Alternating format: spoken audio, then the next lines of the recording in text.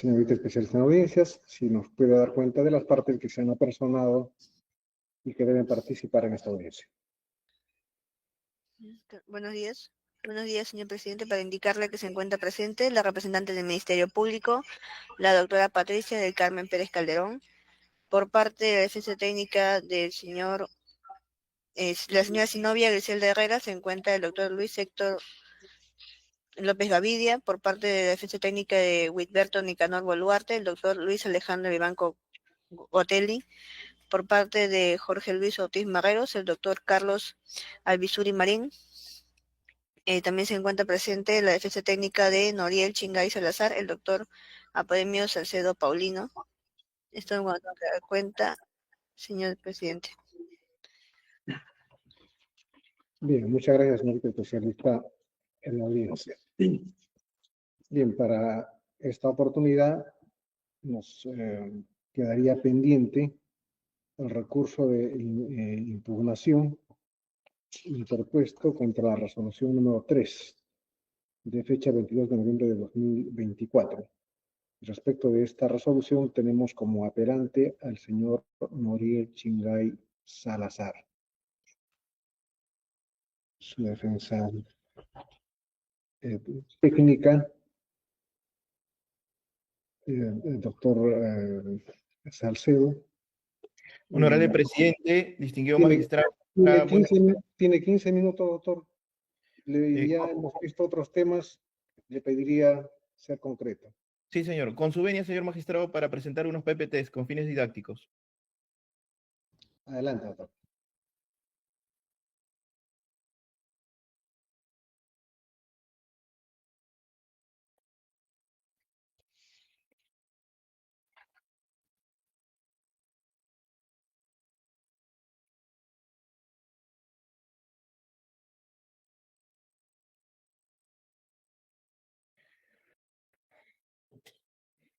Señor magistrado, ¿se logra ver las diapositivas? Estamos viendo un documento que está presentándose.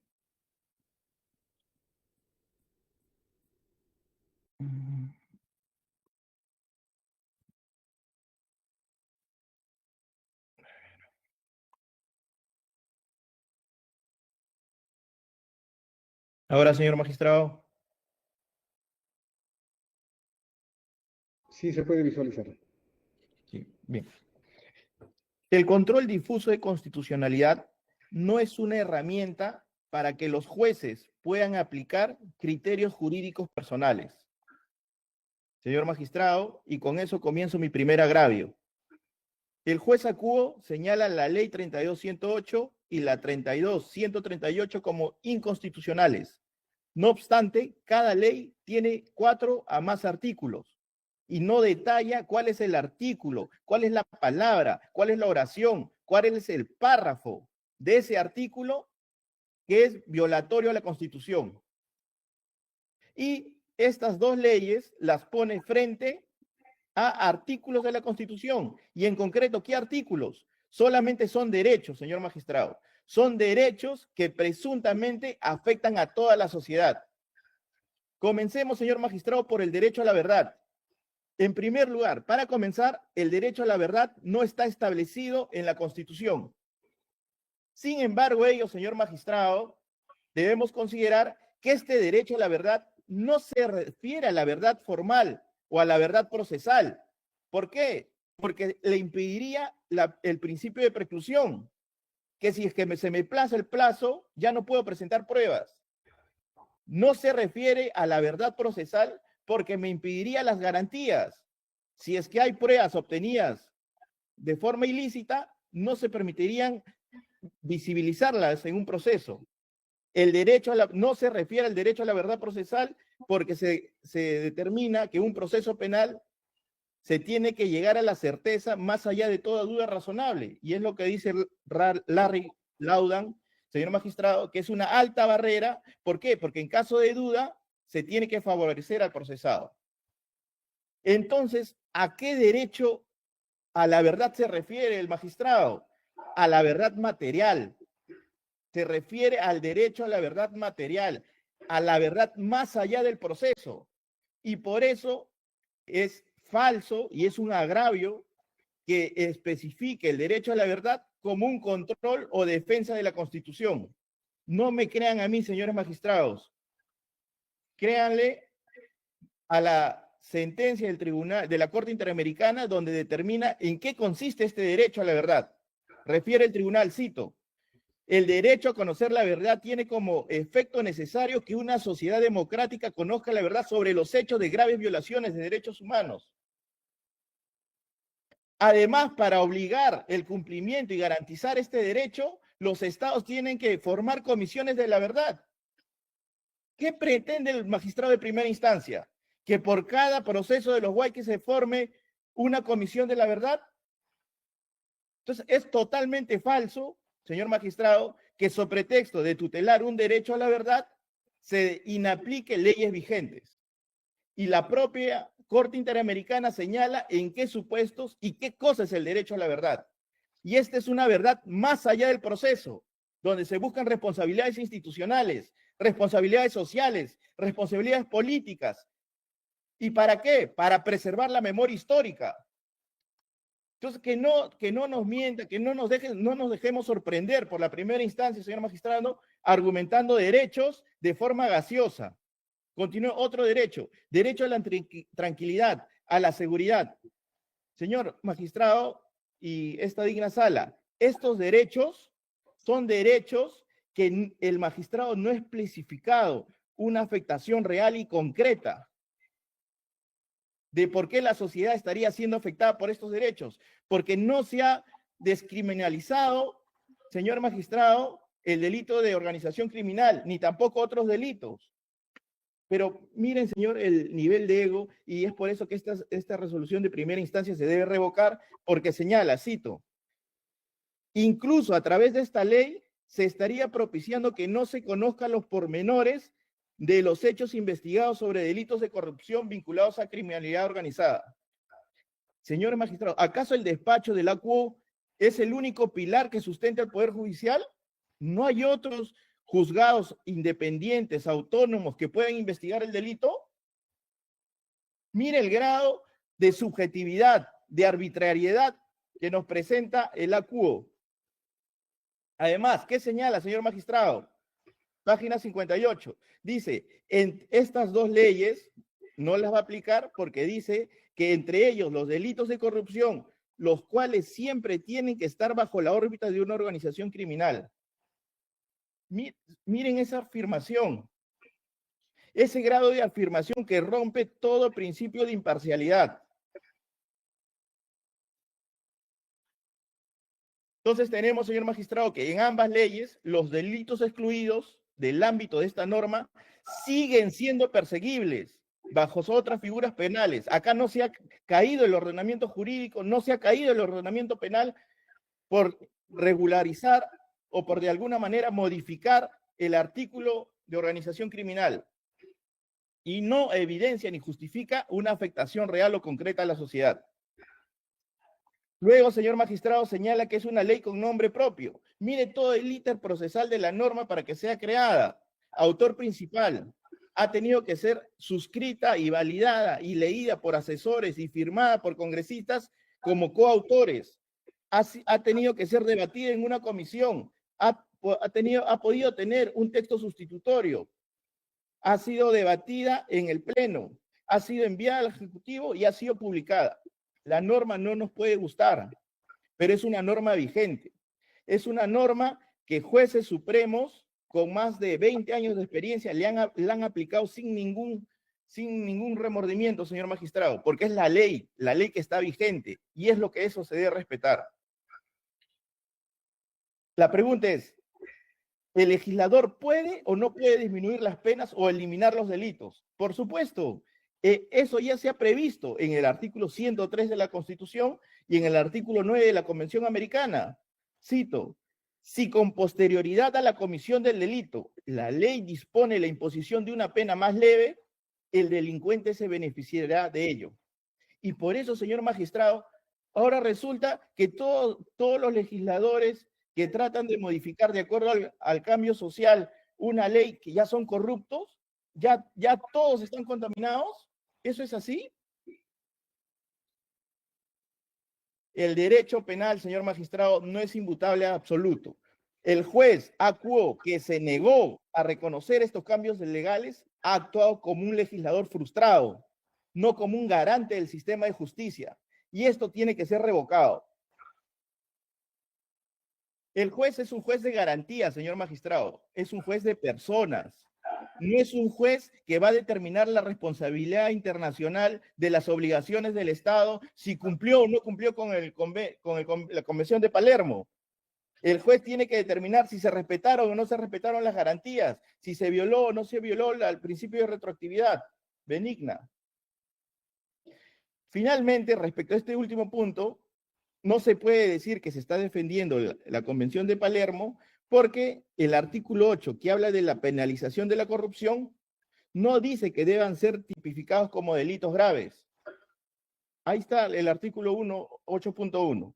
Asimismo, el 8.2 habla que se tiene que regular esta penalización de la corrupción, pero ¿para quiénes? Para los funcionarios extranjeros o públicos. Por esas consideraciones, señores, digna sala, se debe revocar y no se debe tomar de recibo este control difuso de constitucionalidad. En relación a los graves y fundados elementos de convicción. En primer lugar, ya en la audiencia pasada se ha establecido categóricamente que existe una sola reunión. Luego tenemos, señor magistrado, que existe un presunto líder, existe los operadores y en el medio supuestamente se encuentra el ciudadano Noriel Chingay Salazar. ¿Y qué resulta? Que el mando medio, que es un puente necesario supuestamente para que se cometa estas actividades criminales, no tiene ni una llamada con el líder, con el supuesto líder. No conoce al doctor supuesto líder, señor magistrado. Tampoco, en este caso en concreto, existe ausencias de indicios de clandestinidad. Miren, señor magistrado, la única reunión que sucedió, antes de eso, no conocía al señor Nicanor y al doctor Nicanor, y entonces sucedió en un lugar público, donde haya acceso general para todas las personas. ¿Qué se conversa, señores magistrados, en un café? Se conversa conspiraciones, organizaciones, planificaciones, supuestamente para captar a subprefectos, o se conversa cuestiones ordinarias. ¿Qué nos dice la máxima de la experiencia? Cotilleos, chismes, cuestiones sin trascendencia. Entonces, en primera instancia a la CUL le manifestamos que no existe una imputación concreta relacionada a Noriel Chingay Salazar. ¿Y qué no? ¿Por qué? Porque siempre la Fiscalía habla de los hermanos y no se separa ni separa los hechos relacionados a cada uno de ellos. Y por eso es que se les cita, ¿no? Una apelación de la Corte Suprema, la 10-2020, donde le dice, se tiene que especificar que la gente manifieste a alguien tener influencias reales, que la gente le ofrezca interceder ante un funcionario. En este caso en concreto, señor juez de primera instancia, no existe. ¿Y cómo responde el juez? Y por lo cual este es otro agravio, que debemos remarcar que perfectamente es posible un tráfico de influencias en cadena. Cuando en la propuesta de prisión preventiva se habla de un tráfico en cadena. Sin embargo, ya como hemos visto, un juez cegado, parcializado, ideologizado, tiene que refutar así, hacer las veces de fiscal. Luego, dice otro agravio, dice, el primer elemento que me genera convicción de estos graves y fundados es Edwin Ugarte Nina, la declaración. Vamos a la declaración de Edwin Ugarte Nina, ¿y qué dice?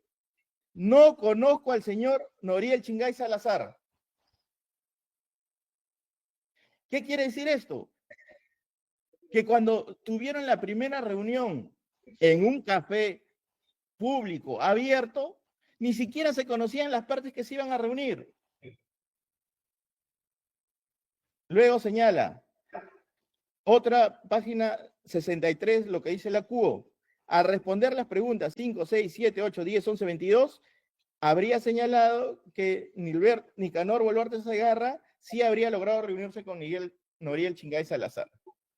Esto es una quebración al elemento de convicción de forma individual. ¿Por qué? Porque se lee 3, 4, 5 preguntas y no se recoge la verdadera sustancia de esta declaración. ¿Qué dice en la pregunta 30? Donde supuestamente la fiscalía, la tesis de la fiscalía señala que en esta reunión se encargó, ¿no?, copar estos elementos de poder relacionados a las subprefecturas, a captar a las personas. ¿De qué trató la reunión? Le preguntan al señor Edwin Ugarte Nina. Señala en la pregunta 30 su respuesta, que el tema de la reunión era para ver como una alianza política con su partido Jorge Chingay Salazar, ya que él tenía un partido político denominado Unidos Perú. Entonces, no se puede valorar un elemento de convicción de forma parcializada, que cambie el contexto general de todo, porque prácticamente este es un elemento de convicción de descargo. Sin embargo, el ACU lo valora como de cargo.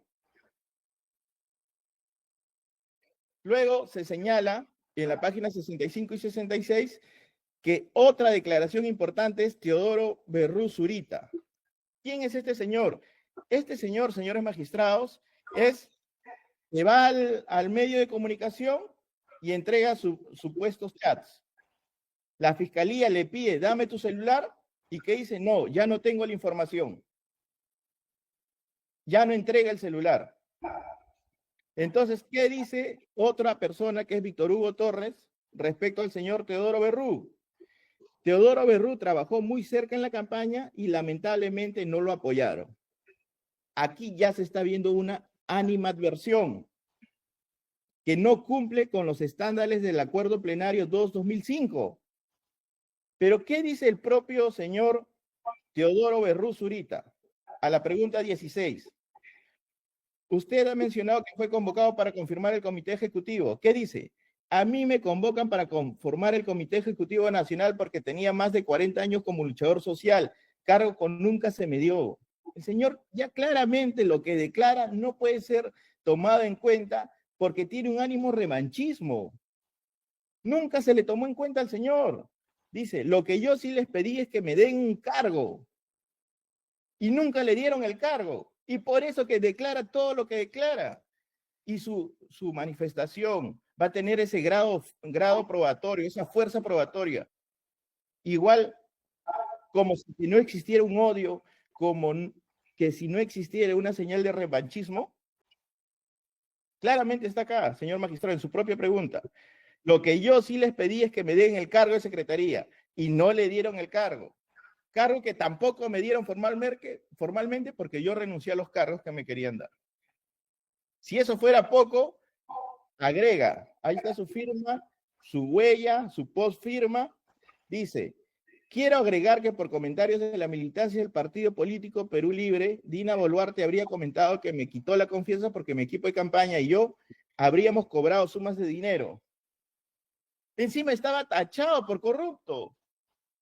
Por supuesto que había animadversión. ¿Y qué dijo el juez de primera instancia? No lo valoró, no tomó en cuenta estas preguntas, no tomó en cuenta estas respuestas para, de forma objetiva, imparcial, motivar su resolución. Ahora hablemos del aspirante a colaborador eficaz 2-2024.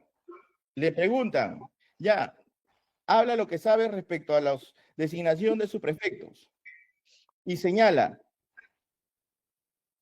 a inicios del mes de enero, el señor Noriel Chingay busca a Gilmel Flores Fernández y le pide su número de DNI diciendo, dame tu número para que sea subprefecto. Distinguida sala, ¿eso funciona así? Yo me acerco a una persona y le digo, tú vas a ser subprefecto, tú vas a ser fiscal. Entonces, acá se puede establecer que hay una invocación, hay un tráfico de influencias, hay una invocación real de las influencias, o no existe coherencia narrativa, o no explica circunstancias, no explica contextos de cómo supuestamente se designa al señor Gilmel Flores Fernández.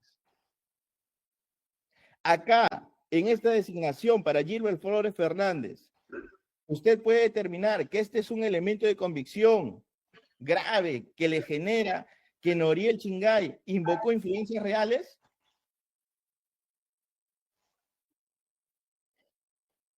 Más aún, señor magistrado, este colaborador 2-2024 habla de que fue en enero, entiéndase, enero del 2023.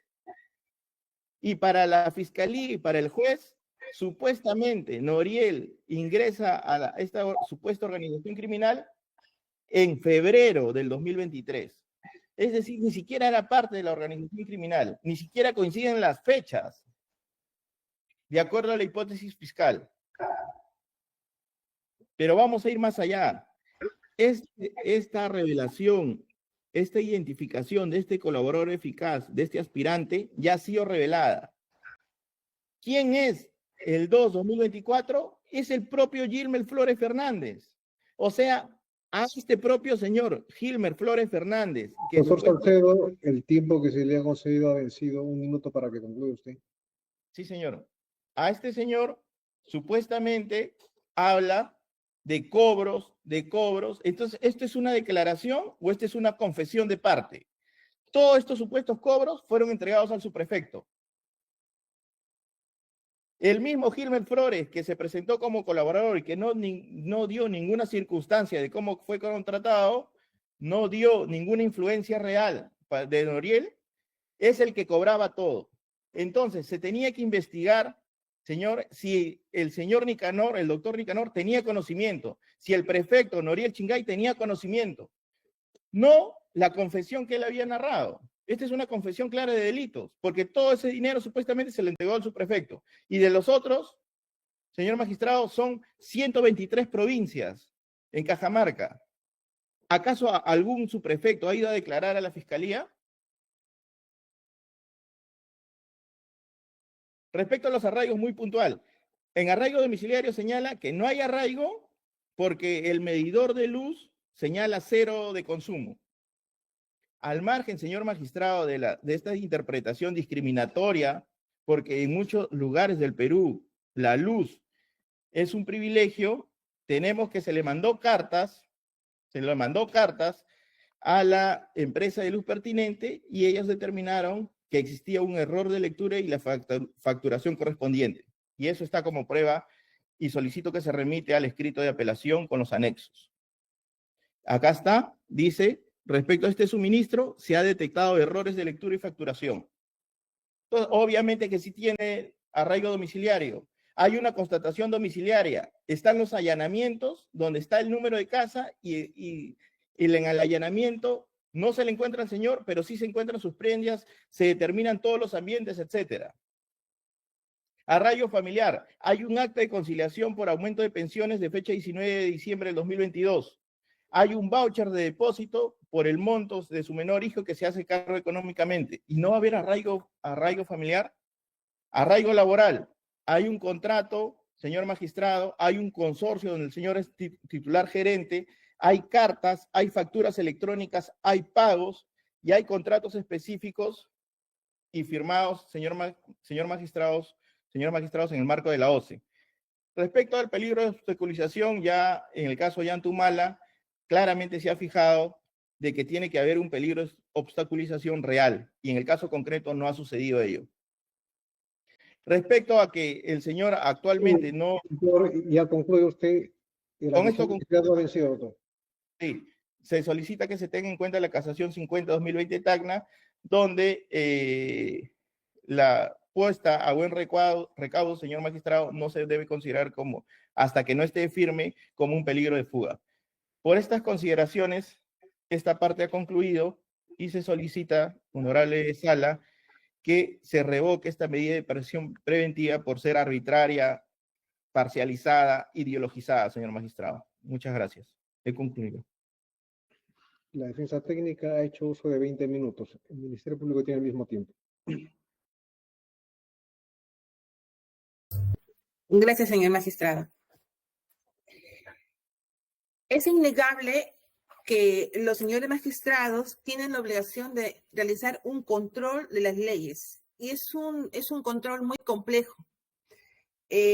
No solamente realizar una comparación entre lo que dice la ley y lo que fluye de la Constitución, sino que hay que establecer un análisis exhaustivo y cuidadoso de la evaluación de los presupuestos de lo que se protege constitucionalmente. Es cierto.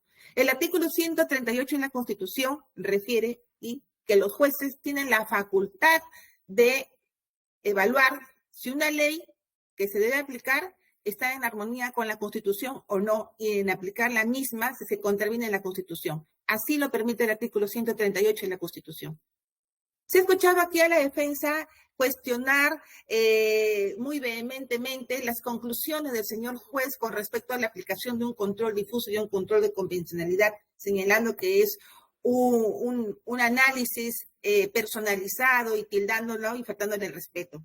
Sin embargo, señores magistrados, es una postura que no solamente lo mantiene el señor juez que ha emitido la resolución, sino otros jueces. Y de acuerdo al análisis que ha establecido, considerando 4.3, desarrolla las razones suficientes para aplicar un control de difusión, control de convencionalidad.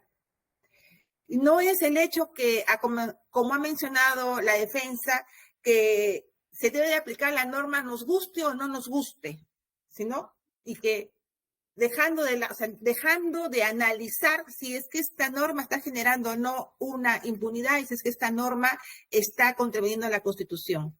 Ya en años anteriores, cuando se produjo la modificatoria del delito de colusión, y fue muy alarmante esa modificatoria, el Tribunal Constitucional, en virtud a que se estaban lesionando derechos constitucionales, se declaró la inconstitucionalidad de esta ley. Es decir, si es viable hacerlo. Ahora, esta ley, la 32.108, que es la ley medio entre el artículo 317 regulado por el decreto legislativo 1244, ¿no? Y la ley 32.138, el juez, en virtud a esta sucesión de leyes y en aplicación al requerimiento de la defensa de que la ley 32.108 es más favorable a su patrocinado, hace el análisis correspondiente.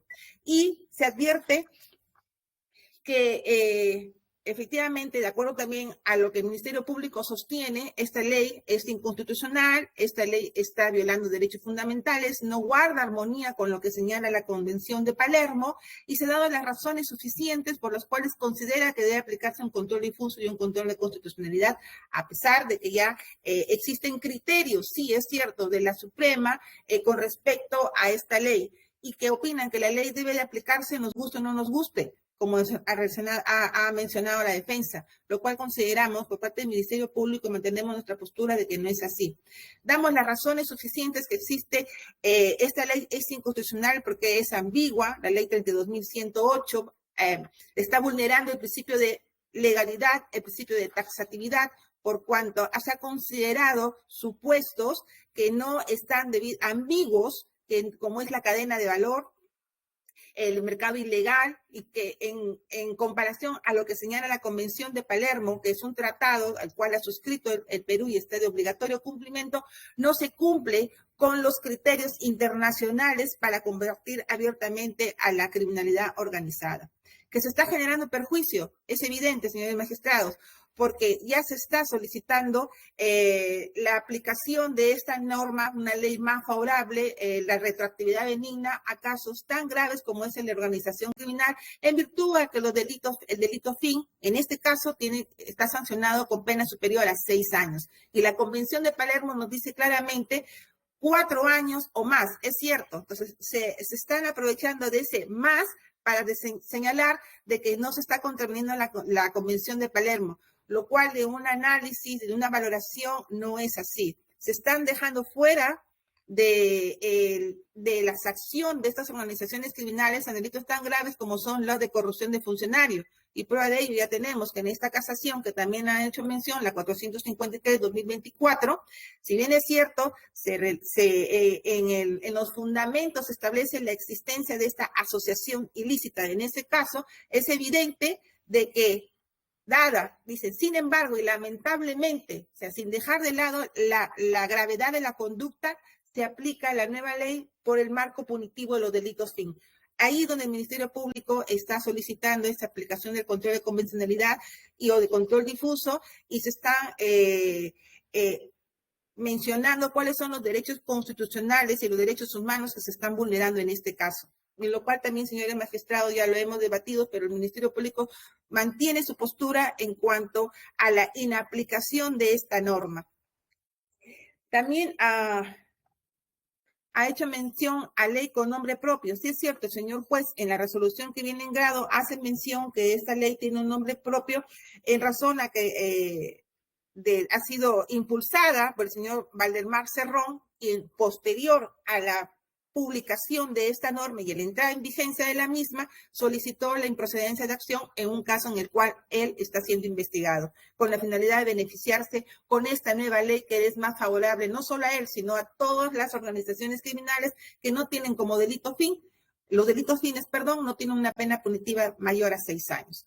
Entonces, estos son los fundamentos, señores magistrados, por los cuales consideramos que el señor juez, en la resolución que viene en grado, ha dado las razones suficientes con las cuales compartimos. Existe una vulneración a derechos fundamentales, a derechos constitucionales que han sido debidamente detallados, y los presupuestos para aplicar el control difuso. También los requisitos, de qué supuesto nos encontramos, ¿no? Es una norma autoaplicativa, como es la ley 32.108, aplicación inmediata, y es por ello que se ha hecho este análisis y se ha aplicado el control de difuso y control de convencionalidad.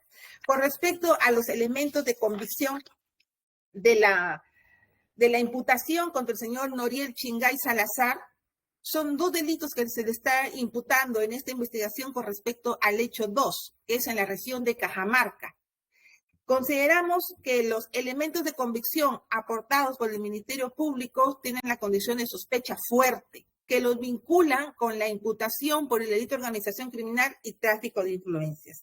Como se ha mencionado, estamos ante la postulación del Ministerio Público, es que nos encontramos ante una organización criminal liderada por el señor Nicanor Boluarte, y que tenía diferentes roles, los mandos medios, en este caso, en diferentes regiones. En región San Martín, que ya se debatió, la región Cajamarca, que es en la que se encuentra ahora como mando medio el señor Noriel Chingay, de Lima, otras regiones, IPD, Provías, y el brazo legal de la organización criminal. Específicamente en la región Cajamarca, sí, actuaban en forma coordinada los hermanos Chingay Salazar, Jorge Chingay y Noriel Chingay Salazar. ¿Y cuál es la postulación del Ministerio Público?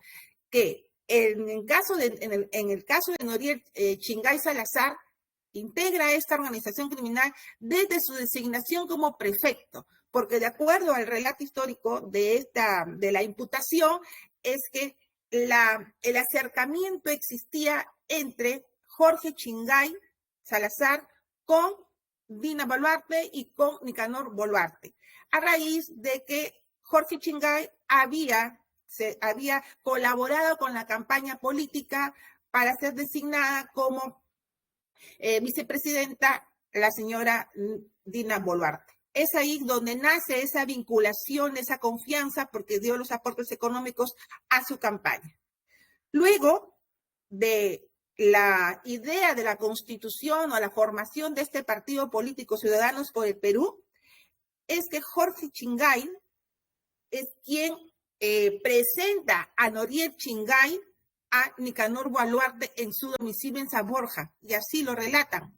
Es en esas circunstancias que conocen a Noriel Chingay Salazar y aceptan que sea designado como prefecto de Cajamarca, y se sigue el procedimiento para ser designado como tal. ¿Cuál era la función de los hermanos Chingay, y especialmente del señor Noriel Chingay Salazar dentro de la región Cajamarca, luego de haber sido designado como prefecto de la misma? En este caso, como también ya se ha mencionado, fue quien propuso al señor Girme Flores para ser designado como subprefecto. Y posteriormente seguían con la captación de personas de confianza para ser designadas como subprefectos provinciales, subprefectos distritales en la región Cajamarca. ¿A cambio de qué? De que consiguieran las fichas de afiliación para la constitución del Partido Ciudadanos por el Perú, y los aportes económicos. Pudiera ser, señores magistrados, que se piense que estamos ante un rol, ante una conducta neutra, toda vez que todo ciudadano tiene el derecho de agruparse y la idea de formar un partido político. Hasta ahí podríamos decir que es un rol permitido. Pero cuando este rol va más allá de realizar actos contrarios a la ley, como es obligar o condicionar a las personas para que por ser nombradas en un cargo público como es el de subprefecto distrital o provincial, tenían que cumplir con los fines, un condicionamiento, otorgar las fichas de afiliación y los aportes económicos, ya sea de 3.500 o 5.000 soles de acuerdo al cargo de que iban a ocupar. Y así se ha corroborado, señores magistrados, con las declaraciones, con los elementos de convicción que también ha mencionado la defensa, que han sido debidamente valorados por el señor juez en la resolución que viene en grado. Y así tenemos, por ejemplo, las declaraciones de Hilbert Ulises Mostacero León. Se presentó a las oficinas del subprefecto Gilmer Raúl Flores, a quien le manifestó que había hablado con el señor Noriel Chingay, para que lo designe como subprefecto y que la otra semana le entregaría los 2.000 soles solicitados. Eso es lo que refiere Hilbert Ulises Mostacero León, una de las personas que habían sido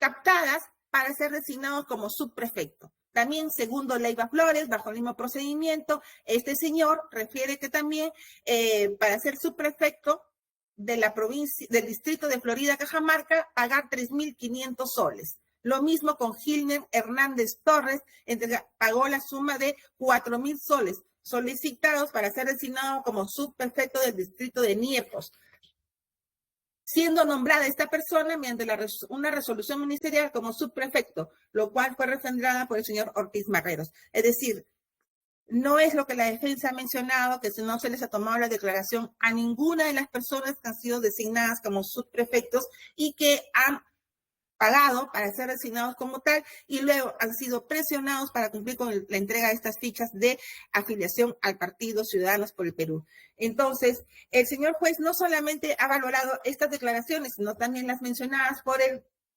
señor, la defensa técnica, ¿no?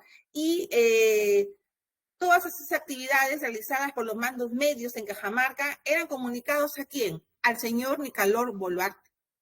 Todas estas captaciones, todas las acciones o las actuaciones dentro de Cajamarca eran conocimiento del señor Nicanor Boluarte. Así refieren estas declaraciones. Porque luego de la captación de estas personas de confianza, tenían que tener la aprobación del señor Nicanor Boluarte para su designación y luego que se continúe con el procedimiento correspondiente, a pesar de que estas personas no cumplieran con los requisitos o el perfil para ocupar esos cargos. También tenemos la declaración en Norbert Saldaña Mejía del 22 de agosto. Él refiere que en la vía pública le entregó a John Francis Zambrano Quispe, subprefecto del distrito de San Luis, la suma de 4.000 soles para ser designado como subprefecto del distrito de Libertad de Payán. Y a su vez le entregó dinero al señor Gilbert Flores, subprefecto de Cajamarca, y luego se remitió la resolución en la que lo nombraron como subprefecto. Esto es lo que menciona esta declaración.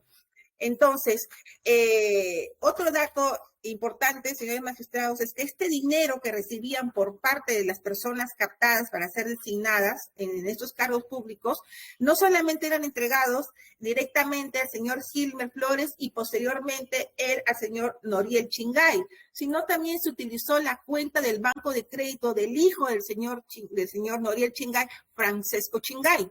Y así se han recabado las constancias de transferencias en el banco de crédito en las cuales se reciben esta suma de dinero. En una es de 500 soles y la otra es aproximadamente de la misma suma. Entonces, estos son los elementos que ha valorado el señor juez. Con respecto al delito de tráfico de influencias, la postulación del Ministerio Público es un tráfico de influencias real. En virtud de que dado el cargo que ostentaba el señor Noriel Chingay y la captación de estas personas y lo que mencionaban, que tenían el acercamiento directo con el número 2, lo llamaban así al señor Nicanor Boluarte, les daba la seguridad que efectivamente iban a ser designadas en esos cargos. Esta es Esta es la imputación del Ministerio Público con respecto al delito de tráfico de influencias. Y es cierto, no solamente en este caso intervenía el señor Noriel, sino también su hermano, como ya se ha debatido anteriormente, pero lo sustancial es la invocación de influencias reales. Y tal es así que luego de que estas personas eran propuestas, han sido designadas, y así están las resoluciones en cada una de estas designaciones, y así está detallado en el requerimiento y ha sido debatido en la audiencia correspondiente. Con respecto a al peligrosismo procesal, el señor juez ha analizado tanto el peligro de fuga como el peligro de obstaculización, que es lo que invocaba el Ministerio Público. Y es cierto que el allanamiento se realizó en el inmueble en Girón Chepén 360, interior 105B de barrio San José, en Cajamarca. En el allanamiento solamente se le encontró en el inmueble, sí, al señor Noriel Chingay, como ha mencionado, pero ¿qué es lo que ha valorado el señor juez? Que coincidentemente, dado la información que de cuanto al domicilio de esta persona era presuntamente en este inmueble, se llevó a cabo el allanamiento. Pero luego de la valoración con respecto al inmueble en sí, se obtuvo esta información de que tenía un consumo de electricidad cero. Es decir, este inmueble fue adaptado, es la tesis del Ministerio Público, ¿no? Y teniendo conocimiento que presuntamente el señor vivía ahí, es que se hizo el allanamiento. Luego de los documentos que se obtuvo, lo que mencionaban es que la energía eléctrica, este consumo en este inmueble es cero. La defensa señala y ha presentado un documento posterior, señores magistrados, a la prisión preventiva, de un informe, según ha señalado, de la compañía de luz, en la cual refiere que presuntamente existió un error, lo cual también se tiene que valorar. Pero lo cierto es que al momento de la prisión preventiva, los documentos que se valoraron fueron este suministro de energía eléctrica tenía como marcador cero, es decir, este inmueble no estaba siendo utilizado. Luego de este consumo cero, como así lo ha detallado en el punto 9.1 de la resolución que viene en grado, ¿no? Ha considerado de que, a pesar que en el lugar incluso se le había encontrado, conforme al acta de allanamiento, dice, el mérito del recibo de suministro de energía eléctrica señala que este consumo es cero. Ese es el fundamento de no considerar un arraigo domiciliario. En cuanto al arraigo familiar, el investigador refiere también que en este domicilio domiciliaba conjuntamente con su conviviente y su hijo, así refiere. Pero conforme a esta información del consumo de energía eléctrica, no se condice con su sustento de que en este inmueble vivía con su familia, toda vez que arrojaba un consumo cero. No podemos aquí aceptar el argumento de que son personas de condición económica por las cuales no les permite o no hacen uso de un servicio eléctrico. Ese argumento, señor magistrado, forma parte de la apelación. Más bien, en la audiencia de su propósito, se ha establecido que esta persona, el señor Noriel Chingay, es un prefecto, recibe una remuneración, según él refiere, tiene una actividad de una empresa, lo cual le permitiría hacer uso de un servicio eléctrico. Entonces, no se condice con lo que señala. Y aquí hace mención a que al Ministerio Público se le hace recuerdo, doctora Pérez, le queda un minuto. Sí, gracias, magistrado. Vive con su hijo Francesco Chingay. Hay que resaltar qué arraigo familiar nos puede estar invocando cuando tiene una sentencia de alimentos, en lo cual se traduce que le están obligando a que cumpla con su obligación alimentaria, y el nombre de su hijo de 19 años ha sido utilizado por la presunta organización para recibir esta suma de dinero de las personas que eran captadas para ser ser designadas como autoridades. Así se ha establecido en la cuenta del Banco de Crédito a nombre de esta persona. Entonces, sí, se ha cuestionado el arraigo laboral y económico por cuanto, de acuerdo a la documentación, no se advierte una actividad laboral de esta empresa muy continua, sino es muy esporádica. Entonces, esto devela de que no cumple con un estándar de acreditar que es una empresa en la cual es que efectivamente esta persona tiene una actividad económica diaria, una actividad laboral diaria. Es por ello que consideramos, señores magistrados, que la resolución que viene en grado, los elementos de convicción que han sido valorados por el señor juez para vincular a Noriel Chingay con los delitos de organización criminal y tráfico de influencia, tienen el estándar de una sospecha fuerte y por ello el Ministerio Público solicita que la resolución que viene en grado sea confirmada. Bien, hemos escuchado a la defensa y al Ministerio Público. Si la defensa desea pronunciarse con relación a la intervención de la Fiscalía, máximo 3 minutos, doctor. Con su venia, señor magistrado, haré uso de mi derecho a duplicar. Con su venia para compartir diapositiva respecto a señor magistrado, a la resolución. La Fiscalía ha manifestado que un elemento de convicción válido que ha utilizado el juez de primera instancia ha sido la declaración de Mostacero. Sin embargo, señor magistrado, verificamos que Mostacero no es la declaración del señor Mostacero no existe. Solamente son 8 veces que está Mostacero y el único elemento de convicción es su designación, pero no está la declaración, señor magistrado. Entonces, ¿qué está haciendo la Fiscalía? Está diciendo un hecho falso, señor magistrado, en audiencia, y no puede ser tomado en cuenta. Ulises Mostacero no ha declarado. Y si ha declarado, el juez de primera instancia no lo ha utilizado como elemento de convicción. Por lo tanto, es falso lo que dice la Fiscalía. Segundo, miren, señor magistrado, estos son los subprefectos provinciales. Tenemos Ángel Villavicencio, Ulises Mostacero, Gilmer Flores, Ruiz Sánchez, Terrones Pardo, y así tenemos una cantidad de más de 15 personas. ¿Acaso uno solo ha declarado en Fiscalía? Ninguno ha declarado. Y así dice que se corroboran los pagos, supuestamente que estos subprefectos han dado.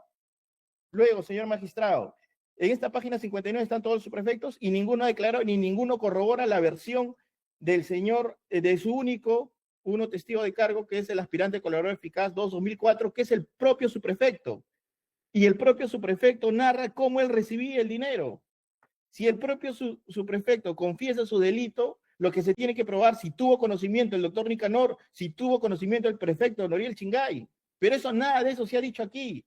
Luego, señor magistrado, tenemos que en el domicilio, es una falacia decir, como no se ha consumido luz, entonces no hay arraigo domiciliario.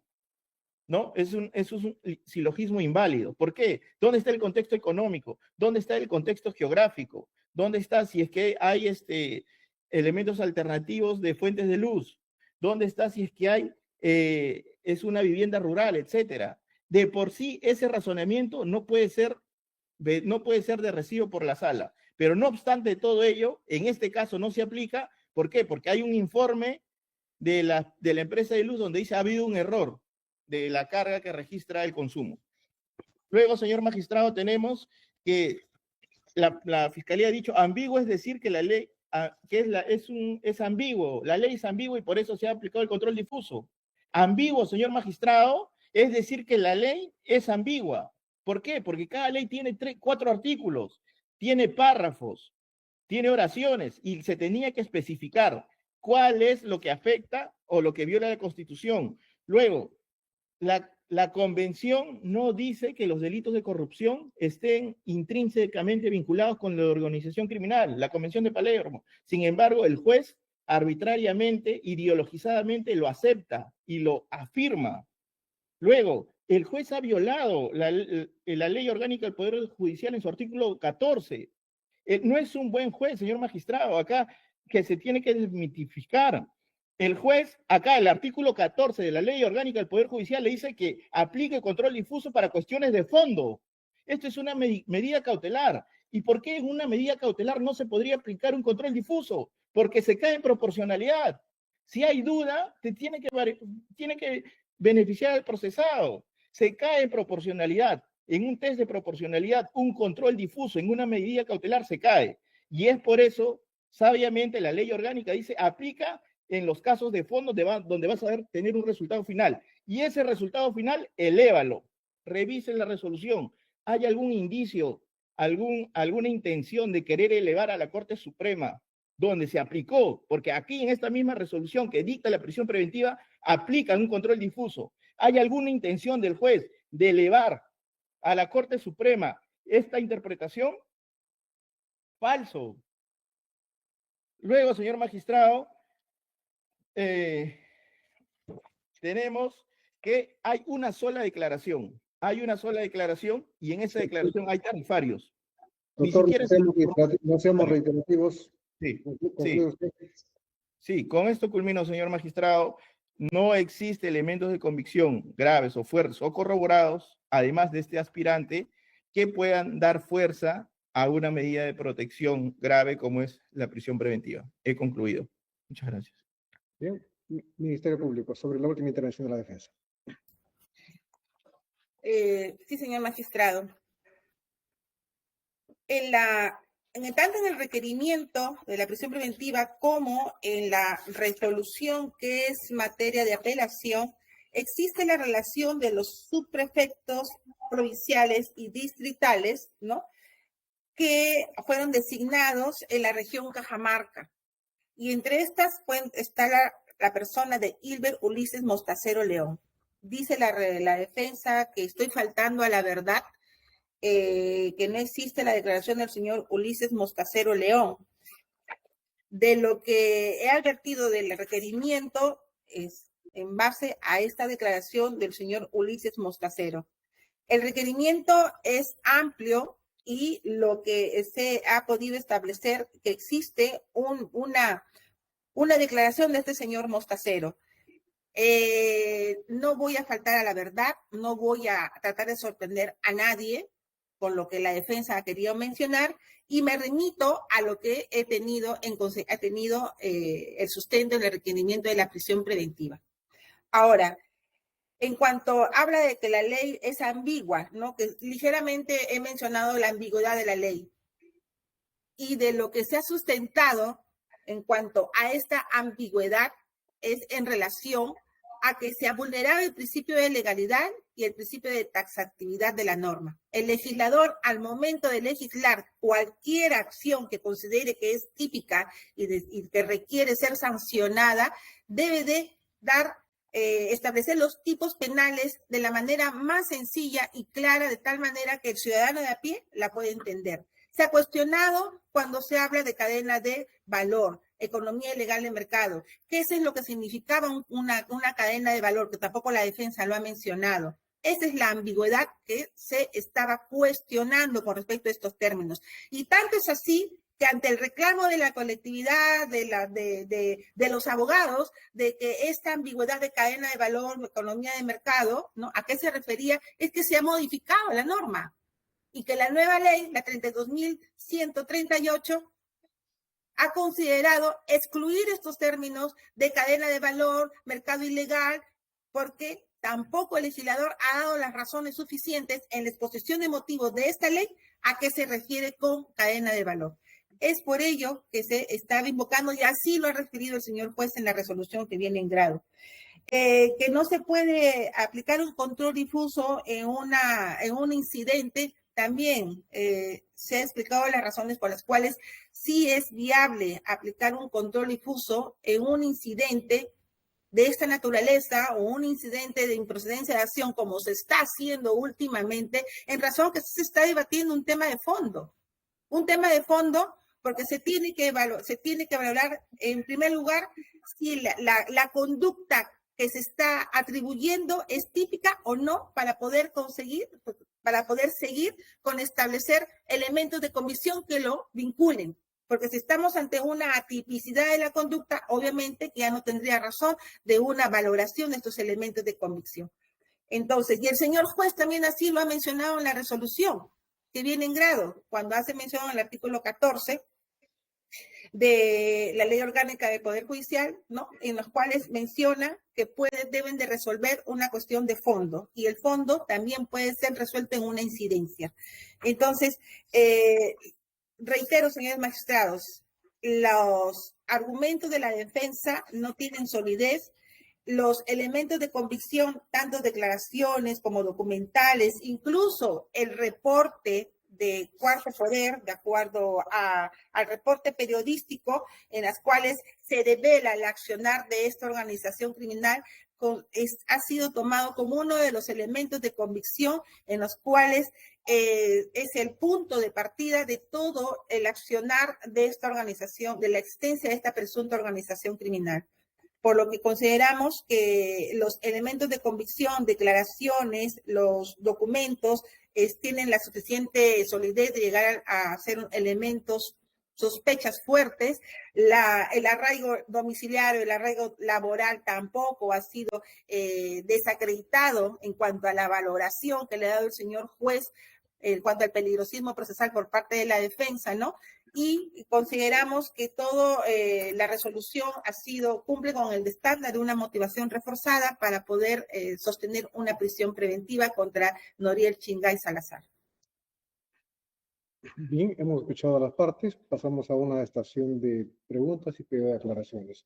De parte de esta dirección de debates, al Ministerio Público, primero la defensa técnica. Doctor Salcedo, cuando la Fiscalía le indica que a las cuentas del hijo del señor Noriel Chingay Salazar le depositaron dinero, los cobros que alude de 3.000 o 3.500, no le escuché nada al respecto. Sí, honorable presidente, eso es falso. No ha habido depósito de 3.500 ni de 5.000, como dice el colaborador eficaz, respecto al tarifario. Es un hecho falso, no existe. Sí, se alude a que esos dineros se depositaron en las cuentas del hijo del señor Noriel Chingay. Sí. Tiene un hijo que sea titular de cuentas y hay depósitos a estas cuentas. Sí, señor. Debemos recordar, señor magistrado, que la persona que lo dice es el subprefecto y Noriel Chingay ha sido el prefecto. O sea, ambos han trabajado juntos. Y sí, en efecto, hay un depósito al hijo, pero es de 500 soles, o 2 depósitos de 500. Pero no es como el colaborador eficaz, señor magistrado, señala que hay un tarifario y se le va a creer que se le crea al colaborador eficaz de forma integral, de 3.000, de 5.000, y que esos haya sido depositado ni al señor Noriel ni a su hijo. Estos 2 depósitos son hechos aislados. Bien, doctor, gracias. Ya, sí. Como le digo, aquí estamos ya en precisiones. Luego, su patrocinado, el señor Chingay Salazar, ¿a la fecha ejerce como autoridad política? No, señor magistrado, inmediatamente, antes de que suceda esta presentación en los medios, ya había renunciado al cargo, señor magistrado. Y al margen de eso, ¿cuál es su actividad? ¿A qué se dedican? Sí, señor magistrado, hemos presentado como arraigo laboral, tiene una empresa de construcción, señor magistrado, y de construcción de vías y carreteras, la cual tiene 2 contratos y un consorcio firmado, señor magistrado, validado por la OCE, e incluso tiene facturas electrónicas respecto a estos contratos que se han hecho efectivas en estos años. Bien, gracias. Ministerio Público, sobre lo que se ha preguntado, si desea aportar algo. Sí, señor magistrado. Se han reconocido los aportes a la cuenta del hijo del señor Noriel Chingay, Francisco Chingay. He mencionado que han sido 500 soles, ¿no? 2 depósitos que también han sido confirmados por la defensa. En ningún momento he señalado que son 3.500 o 4.000 soles que se le ha depositado a esa cuenta. Ya se ha solicitado el lo que he escuchado yo en la imputación es que hay depósitos de 3.000, 3.500 en esas cantidades. Entonces, no. Lo que usted me está indicando, o sea, y he escuchado también que esos dineros se habían depositado a la cuenta del hijo del señor Noriel Chingay. Por eso le pedí la prisión a la defensa. Entonces, lo que usted me está indicando es de que hay depósitos de 500, como ha dicho la defensa. Sí, ese es lo que yo he indicado, señor magistrado. Los depósitos que se tienen en físico, los vouchers son de 500 soles. Ahora, la imputación o la postulación del Ministerio Público, de acuerdo a las declaraciones de las personas que fueron designadas, son los 3.500 o 5.000 soles que depositaban. Ellos refieren que han depositado, que les han entregado el dinero en forma personal. Es lo que señalan. Ahora, existen estos depósitos que de acuerdo a la postulación guardan relación directa con el dinero que se estaba recibiendo de estas designaciones. Y a resultas, ese es un indicio fuerte que forma parte de esta imputación y se está a las resultas del levantamiento de secreto bancario para establecer los montos reales que se haya recibido en esa cuenta con posterioridad. Es lo que se ha mencionado, señor magistrado. Ahora, con respecto al trabajo del señor Chingay, el Grupo Multiservicios Tongo tendría un recibo por honorarios por 3.800 soles. Orden de servicio, una sola orden de servicio del mes de febrero y mayo de 2024. Entonces, después, es insuficiente para acreditar esta actividad económica. Es lo que se ha mencionado.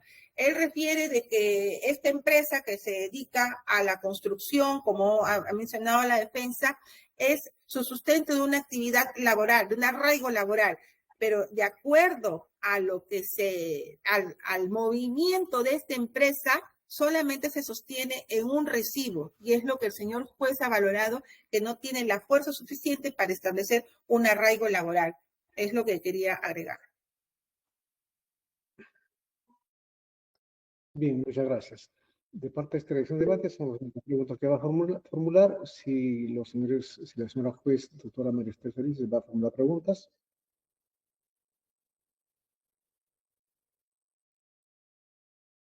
Sí, muchas gracias, señor presidente. Señorita fiscal, ¿no? Ya hemos visto que todos los abogados defensores han discutido el tema del control difuso, del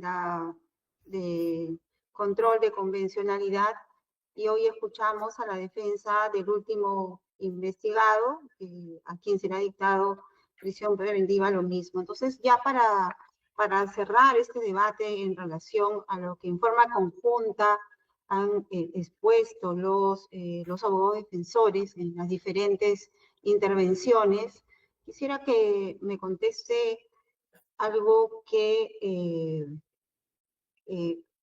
nos va a servir para, al menos para mí, para poder emitir la resolución correspondiente. Usted señala que hay pronunciamientos de la Corte Suprema, admite que hay pronunciamientos de la Corte Suprema, pero que no son vinculantes, ¿no? Y que por tanto es un deber del juez aplicar el artículo 138 del control difuso. Pero la Corte Suprema en sus decisiones constituye dentro del sistema de fuentes jurisprudencia, y que al final crean la finalidad es crear predictibilidad en los fallos judiciales, en las decisiones judiciales y seguridad jurídica. Por eso es que nosotros tomamos como lineamientos las resoluciones de la Corte Suprema. Entonces, ¿cómo así usted, dentro de su fundamento, pretende que los jueces no acatemos resoluciones de la Corte Suprema y hagamos el control difuso, que luego le voy a hacer unas preguntas, teniendo en consideración la finalidad que persigue las resoluciones de la Corte Suprema? Responda, señorita fiscal. Gracias, señora juez. Es cierto, señora magistrada, que la Corte Suprema ya nos marca líneas para jurisprudenciales sobre determinados casos, para tener en cuenta cómo es que se tiene que proceder o resolver en determinadas situaciones. Es innegable ello, señor magistrado, pero también no podemos dejar de lado que pueden existir errores que el Ministerio Público considera que deben de corregirse. Esa es nuestra postura. No queremos dejar dejar de lado estos pronunciamientos, ni mucho menos desconocerlos. Somos muy respetuosos de esos pronunciamientos, señora magistrada, pero también consideramos que tenemos una postura que también vamos a presentar, en este caso, una casación con la esperanza de que de alguna forma se pueda modificar estas líneas, ¿no? Y todo ello en atención a un interés común, a un interés consideramos importante, en que es defender a la sociedad contra estas organizaciones criminales. Ese es nuestro fundamento. No es que estamos desconociendo, ni mucho menos faltándole respeto a las líneas que marca la Corte Suprema. Somos muy respetuosos de ellas y es por eso que también invocamos las casaciones en cada caso en los cuales intervenimos. Pero usted señala que los lineamientos o las decisiones de la Corte Suprema no son correctas. Eso es lo que está diciendo. Nos podemos equivocar, señores magistradas. Nos podemos equivocar. Y el Ministerio Público considera que con respecto a esta ley, lamentablemente hay situaciones en que hay que proteger a la sociedad, que existen errores. Esa es nuestra postura. Si es que hay otras posturas. Quería escucharle eso. La otra pregunta en relación al control difuso, usted que conoce, también es especialista en derecho penal. En el derecho penal, a nosotros nos rigen normas de autoridad. Distinto es en las salas constitucionales o juzgados constitucionales, donde ven otro ámbito de aplicación. Pero en el ámbito penal propiamente dicho, nosotros aplicamos el derecho penal, y cuando aplicamos un control difuso es porque la ley vulnera un derecho fundamental del imputado. Y le pongo un ejemplo, y lo hemos aplicado varias veces, al menos en mi caso yo lo he aplicado y lo he elevado a la Sala Constitucional y Social. Por ejemplo, un ejemplo X, ¿no? La ley tal prohíbe la aplicación de la responsabilidad restringida en delitos de robo agravado. Quiere decir a un acusado que tiene entre 18 a menos de 21 años. En el caso concreto consideramos que en ese caso sí se le debe aplicar la responsabilidad restringida y hacemos control difuso, pero en favor del reo. Entonces, su posición, porque usted es la que ha traído, la Fiscalía ha traído esa posición, ha planteado su posición al juez, y lo que ha hecho el juez es acoger su posición. Entonces, por eso le pregunto, siempre en materia penal es a favor del reo. Entonces, ustedes plantean ese control difuso no a favor del reo, sino a favor de la sociedad, que en esencia le competiría ver al Tribunal Constitucional. Incluso usted señala, el Tribunal Constitucional ya ha declarado la inconstitucionalidad. Entonces, ¿no sería eso contradictorio? Explíqueme, porque usted ve temas penales también igual que nosotros. Sí, señora magistrada. Lo que he hecho mención, que recordaremos que cuando hubo la modificatoria del delito de colusión con respecto al perjuicio patrimonial, que solamente era perjuicio patrimonial, también fue motivo de un debate, y fue lo que trajo como consecuencia que esta modificatoria sea declarada inconstitucional. Recordemos, eso es lo que yo he invocado. Ahora, con respecto al principio de invocado por las partes de la favorabilidad de la ley penal, y cierto, siempre en función a beneficiar al reo. Eso es innegable, no hemos dicho lo contrario. Pero también es cierto, señora magistrada, que el legislador, al momento de modificar un tipo penal en el que va a regular una conducta, ya sea despenalizándola o modificando en la pena, es en atención a la realidad, a lo que estamos viviendo en el momento, y así le ha invocado la defensa. Por ello, estamos ante situaciones de organizaciones criminales que a través de ellas se cometen una serie de delitos que no necesariamente tienen una pena mínima de 6 años, de acuerdo a esta ley, o una pena de 5 años. Tenemos como ejemplo el delito de peculado. Son 4 años de acuerdo a la época de la comisión de los hechos. Pero por ello vamos a decir que el delito de peculado no es grave, señora magistrada, cuando el bien jurídico protegido ahí es la no lesión del patrimonio del Estado. Entonces, este es un punto. Permítame. Y no niego que el principio de retroactividad benigna, sí, efectivamente, es para beneficiar al reo. Pero tampoco podemos dejar de lado que la aplicación del principio principio de la retroactividad penal benigna de la ley también no puede ser una aplicación absoluta. También hay que tener en cuenta cuál es el efecto, el impacto que va a tener en la sociedad. Y más aún cuando estamos hablando de esta conducta tan grave y alarmante como es la organización criminal.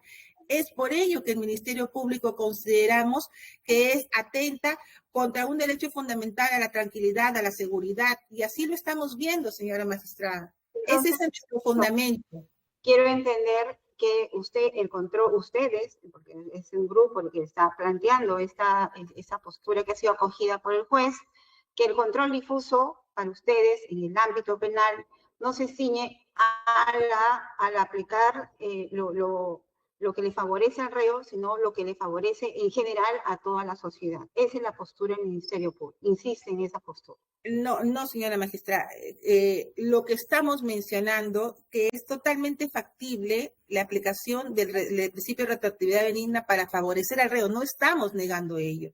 Lo que estamos señalando que estas modificatorias legislativas no cumplen con un fin de protección, y eso es lo que está generando beneficiar a personas, a determinados grupos y a otros grupos que se están, valga el término, colgando de estas modificatorias para generar impunidad, y que se corrija y que esté en armonía con lo que señalan los tratados internacionales. No desconocemos el principio de retroactividad y que está en función al beneficio al reo, no lo desconocemos, pero tampoco podemos dejar de lado que tenemos que dar un buen mensaje a la sociedad y que estamos cumpliendo con nuestra función. Esa es nuestra postura, señora magistrada. Otra pregunta es en relación a la aplicación, las distinciones que hay entre la aplicación de las normas penales donde rige el principio regis tempus actum y las normas penales propiamente dichas donde rige el principio de lo más favorable al reo. Cuando ustedes piden prisión preventiva, ¿lo hacen a través de la norma actual o de la norma derogada? En regla general, por regla general. Fue la norma derogada, señora magistrada, porque justamente luego que se presentó el requerimiento es que se modifica el artículo 317. Claro, pero al momento que ustedes solicitan, la prisión preventiva fue con la norma derogada. Derogada, sí. Pero esa norma posteriormente fue modificada y cuando resuelve el juez, lo hace con la norma que está vigente. Desde su óptica, estando a que una prisión preventiva es una norma procesal, ¿cuál es la que debe prevalecer? ¿La última, la 32.132, 38, o la derogada en sí? Porque el análisis del juez ha sido sobre la norma derogada, la que no ha sido sobre la norma que ustedes postularon. Ha sido sobre el análisis de la norma derogada, porque lo menciona que luego de la derogación reconoce que se ha dictado otra. Sin embargo, señala, como es más favorable la derogada, entonces analiza la prisión preventiva con la norma derogada. ¿Es así, señorita fiscal? ¿Está de acuerdo? Lo que se ha modificado, señora juez, es el tipo penal de la organización criminal, y es lo que están invocando las defensas, la aplicación del control difuso, por ser más favorable el tipo penal del 138, me permite, y que, de acuerdo al sustento de la defensa, ya el delito de organización criminal sería inexistente en este caso, por cuanto los delitos fines no cumplen con el requisito de la pena de 6 años. Es por ello que el señor juez ha aplicado el control difuso y sostiene que la imputación del Ministerio Público, los hechos se subsumen en el tipo penal de 317 regulado por el decreto legislativo 1244. Ese es el sustento de y así resuelve la prisión preventiva, señor. La posición de ustedes es que se debe regir la prisión con la ley en la que ustedes requirieron la prisión. Así es, señora juez.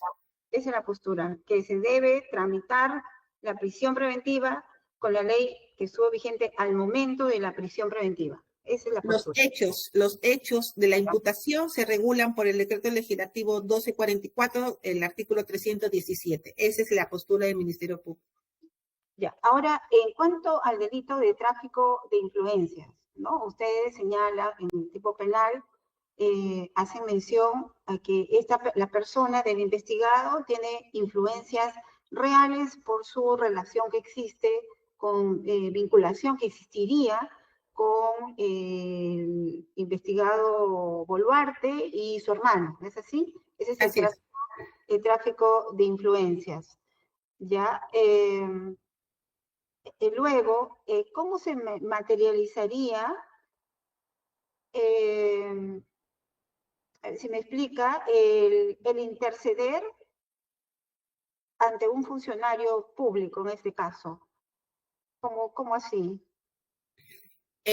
La postulación es que el señor Noriel Chingay, luego de ser designado como prefecto y dada la seguridad y el acercamiento que tenían él y su hermano Jorge Chingay con el señor Nicanor Boluarte, daba la seguridad de que efectivamente las personas que eran captadas iban a ser designadas en el cargo de ser autoridad dentro de la región Cajamarca, bajo el condicionamiento de entregar las fichas de afiliación y el aporte económico para ser designado como autoridad. Ya, en la audiencia anterior, ya que en el hecho 2 quedó establecido que participaron varias personas. Está el investigado Boluarte, Ortiz Marreros, Jorge Chingay y Noriel Chingay. Pero en la imputación del hecho 2 aparece que el hermano Jorge Chingay había propuesto a Noriel Chingay para que sea su prefecto y luego él renuncia. Ahora, ¿en qué medida, o sea, habiéndolo él propuesto, Jorge Chingay, a Noriel, para que sea su prefecto, ¿no? Su prefecto. Prefecto. Para que sea prefecto, ¿cómo se materializa el compromiso que adquiere Noriel para él también a su vez interceder, ¿no? Interceder ante terceros, ante los demás subprefectos, ¿no? Toda esa relación de personas. ¿Cómo así? A ver, por favor, explica. La postulación es, señora magistrada, que tanto actuaban en coordinación los hermanos Chingay en la región Cajamarca. Eso es lo que estamos mencionando. Y que en un primer momento, dada el acercamiento que era por parte del señor Jorge Chingay con los hermanos Boluarte, por los anterior a la campaña en la cual fue designada como vicepresidenta la señora Dina Boluarte, y dada la confianza con él, es que el señor Jorge Chingay le indica o le propone a su hermano Noriel Chingay si él aceptaría ser el prefecto de Cajamarca. Acepta, y es así que refieren que los dos se constituyeron al domicilio de Nicanor Boluarte en San Borja, en la ciudad de Lima, para presentárselo. Y es a raíz de esta situación en las cuales se lo designa como tal. Y ahí es donde él se incorpora a esta organización criminal y posteriormente se realizan las captaciones. Hay una relación de subprefectos provinciales y provinciales en la ciudad, en Cajamarca. Lo que mencionamos en la anterior audiencia es que en esta investigación se está haciendo ya la delimitación de quienes fueron captados directamente por el señor Jorge Chingay o por el señor Noriel Chingay. Pero lo cierto, señora magistrada, es de dar este acercamiento en que cuando ya se tuvo conocimiento del accionar de esta presunta organización en Cajamarca o en San Martín, señor Noriel Chingay es quien se entrevista, o bueno, llegan a contactarse con Wilmer Flores y le refiere de que ya borre todos los mensajes, de que cambie el número celular y que incluso Jorge Chingay le refiere a su hermano que tendría que renunciar al cargo porque ya se iba a hacer de conocimiento todo lo que estaba pasando en Cajamarca y ese fue el motivo por el cual renunció. Es decir, todo este relato, todas estas situaciones como se han expresado en el requerimiento y en la formalización de la investigación preparatoria, forma parte de la imputación, es la línea de investigación del Ministerio Público y con las declaraciones que se han recepcionado dan cuenta que efectivamente han sucedido los hechos tal cual se están relatando en el requerimiento. Ya. Y finalmente, en relación al mismo tipo penal, ¿no? El artículo 400 del Código Penal establece como uno de los elementos objetivos el que todo lo que usted menciona es con la finalidad de interceder, ¿no? En un caso judicial o en un caso administrativo. ¿Cuál sería el caso al cual se referiría? En este caso sería un caso administrativo, señora magistrada, en el sentido de los nombramientos de estas personas para ocupar los cargos de autoridades distritales o provinciales, de subprefectos, ¿no? Ya que de acuerdo a la postulación es que al ser aceptado o al dar el visto bueno de estas captaciones en Cajamarca o en San Martín por parte del señor Nicanor Boluarte, estas seguirían con el procedimiento a cargo del señor Ortiz Marreros como director de la Dirección General del Ministerio del Interior para la designación de los subprefectos y las propuestas de los prefectos. Esa es la postulación del Ministerio Público. Muchas gracias, señor presidente. Eso es todo por mi parte. Bien, gracias, doctora Felices. Para garantizar el derecho de defensa, si sobre lo que se ha preguntado la defensa técnica desea expresar algo. Honorable presidente, muy concreto nada más. Primero, que supuestamente Noriel Chingay Salazar ingresa a la organización el 7 de febrero, ¿no? Con su designación. Pero a propósito del aspirante, antes, ya en enero, supuestamente había invocado influencias reales. Por lo tanto, hay una contradicción grave. Luego también no hay ningún elemento de convicción que pruebe esto que ha afirmado la Fiscalía en coordinación, que hay un acercamiento y que visitan la casa del doctor Nicanor Boluarte. Eso es falso. No hay ningún elemento de corroboración respecto a ese punto. Luego, honorable Sala, ya he escuchado a la Fiscalía, ya. No hay delimitación de los hechos. Si no hay delimitación de los hechos, no va a haber elementos de convicción graves que soporten su posición. Por lo tanto, no se puede asumir una prisión preventiva en el presente caso. Luego, señor magistrados, tenemos que señalar que en respecto del arraigo laboral tenemos el contrato 8-2024, las facturas E35 y 36. Y estoy dando la oportunidad de expresarse al respecto de lo que preguntó la doctora Felices. Bien. Entonces, solamente respecto al control difuso, que los delitos de corrupción siguen vigentes. El delito de organización sigue vigente. Entonces, en la resolución recurrida se señala claramente que el único que puede investigar los hechos y esclarecer la verdad es el juez Carguancho. Y eso es falso. Segundo, no se especifica cuál es el daño real a la sociedad. La Fiscalía dice que es el principio de legalidad, pero el juez no habla del principio de legalidad. Aquí la única persona que ha violado el principio de legalidad es la Fiscalía, porque ha hecho un pedido irregular. Hay una ley vigente y no quiere aplicar la ley vigente, es una pataleta jurídica. Luego, el juez, ya está claro también, señor magistrado, que ellos... Doctor Bautista, le voy a pedir que se exprese con altura. Estamos acá discutiendo temas jurídicos y creo que tenemos la formación para debatir con altura nuestras discrepancias. Sí, termino. El delito es insuficiente, dice, hay ambigüedad en la tipificación y por eso se hace un control difuso. Eso es insuficiente para aplicar un control difuso. Que no se haya expresado una buena exposición de motivos es insuficiente para realizar un control difuso.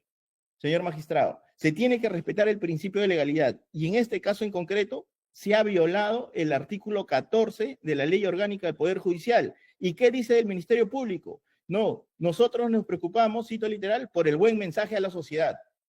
¿Se deben preocupar por el buen mensaje a la sociedad o por cumplir las funciones que están en la Ley Orgánica del Poder Judicial en el caso del juez y la Ley Orgánica en el caso de la Fiscalía de respetar el principio de legalidad? Entonces, señor magistrado. Doctor, le hemos escuchado. Gracias. Doctor Lugo, si va a hacer preguntas o pedir aclaraciones. No tengo preguntas, señor presidente. Muchas gracias. Siendo así, lo único que nos correspondería sería,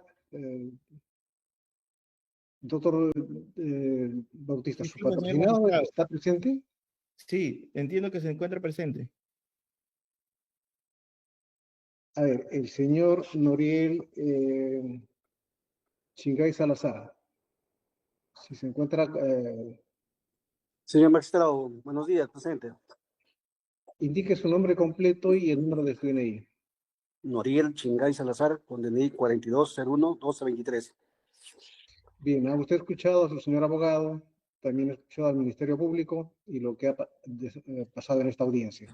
Si a lo que se ha dicho desea complementar algo, brevemente lo escuchamos. Señor magistrado, buenos días a todos ustedes y a todos los que están en la audiencia, para decirles pues que mi persona es arbitrariamente de esta prisión preventiva que pidió el juez Carguancho conjuntamente con la Fiscalía, donde mi persona en ningún momento ha recibido ni 10 céntimos de ninguna persona. Supuestamente hay un colaborador eficaz que ha declarado diciendo que él ha hecho las cobranzas. Y mi persona en ningún momento tenía conocimiento de ningún cobro en toda la región Cajamarca. Se sacó el estado de cuenta de mi hijo, también lo han involucrado la Fiscalía, a un estudiante de 18 años que esté estudiando, le han hecho un daño, le han incautado la computadora, el celular y hasta la fecha no lo devuelven. Son calumnias falsas de toda la Fiscalía, solamente con dichos de un colaborador eficaz. En Cajamarca son 127 distritos, 13 provincias, y a la fecha ninguno ha declarado. La Fiscalía está mintiendo que el señor Mostacero ha declarado. Tampoco no declaró. Al señor Nicanor Boluarte lo conozco en una oportunidad en agosto del 2023. Yo fui prefecto regional el 7 de febrero, que hice mis documentos por conducto regular. Solamente tuve una oportunidad de conocerlo al señor Nicanor en una reunión que lo acompañé a mi hermano para que toquen temas políticos de sus partidos políticos, nada más. Nunca más tuve ninguna llamada, ninguna conversación, como menciona la Fiscalía, que en Cajamarca yo he captado para sacar afiliaciones. En ningún momento han mostrado siquiera una ficha de afiliación que yo he presentado al partido político que mencionan. No he hecho ningún cobro. Soy gerente de una empresa desde el 2013, que vengo licitando con el Estado en el tema privado y público, donde me he presentado al Poder Judicial, a la Fiscalía, todos mis órdenes de servicio. El juez Carguancho no le ha dado validez a algunos. Ahora tengo contratos vigentes con empresas privadas y con el Estado, que recién se ha firmado y se ha presentado en la apelación. Mencionan de que no tengo consumo, que no vivo en el domicilio. Cuando hicieron el allanamiento, me encontraron en el domicilio, le di las facilidades a la Fiscalía, a la Policía, que hagan todos sus documentos que tenían que hacer. Todo, sin negarme a nada. Mencionan que no hay consumo de luz. El consumo de luz no es problema mío, es problema quizás del medidor que ya la misma empresa girandina ha hecho llegar a mi persona un documento diciendo que el medidor está malogrado porque le están cambiando el medidor. Le van a cambiar el medidor para que no haya ningún problema. Se ha presentado el recibo de agua. En el recibo de agua hay un consumo excesivo.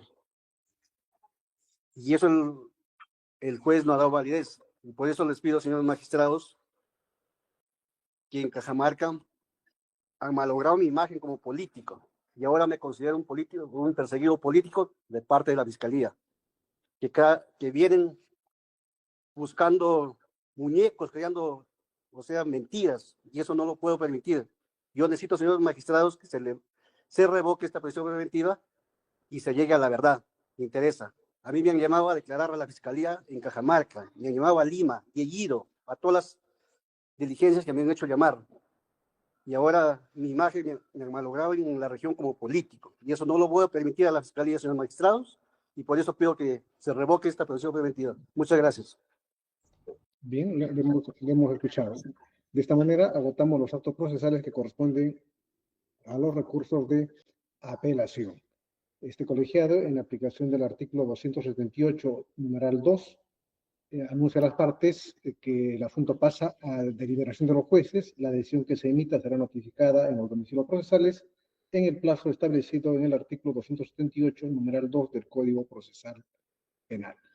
Esta audiencia ha concluido. Disponemos ya del cierre de la grabación.